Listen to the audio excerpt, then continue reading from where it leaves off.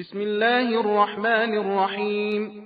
ولقد أرسلنا رسلا من قبلك وجعلنا لهم أزواجا وذرية وما كان لرسول أن يأتي بآية إلا بإذن الله لكل أجل كتاب يمحو الله ما يشاء ويثبت وعنده أم الكتاب.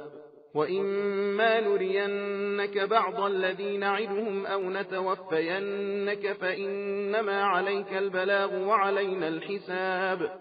أولم يروا أنا نأتي الأرض ننقصها من أطرافها والله يحكم لا معقب لحكمه وهو سريع الحساب. وقد مكر الذين من قبلهم فلله المكر جميعا يعلم ما تكسب كل نفس وسيعلم الكفار لمن عقبى الدار.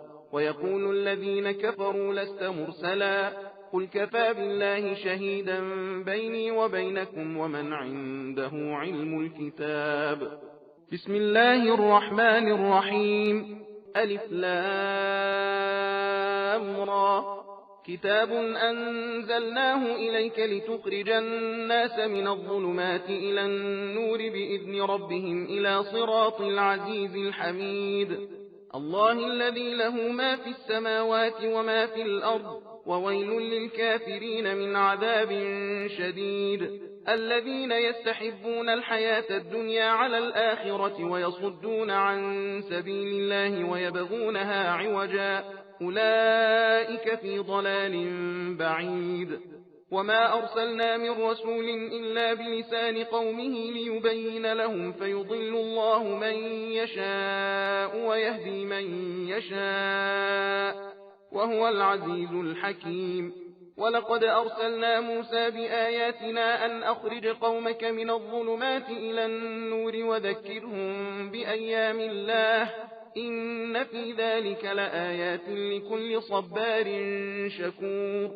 وإذ قال موسى لقومه اذكروا نعمة الله عليكم إذ أنجاكم من آل فرعون يسومونكم سوء العذاب ويذبحون أبناءكم ويستحيون نساءكم وفي ذلكم بلاء من ربكم عظيم.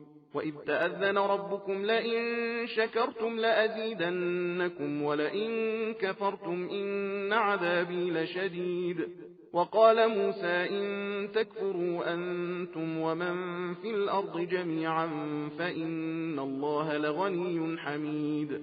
ألم يأتكم نبأ الذين من قبلكم قوم نوح وعاد وثمود والذين من بعدهم لا يعلمهم إلا الله جاءتهم رسلهم بالبينات فردوا أيديهم في أفواههم وقالوا إنا كفرنا بما أرسلتم به وإنا لفي شك مما تدعوننا إليه مريب.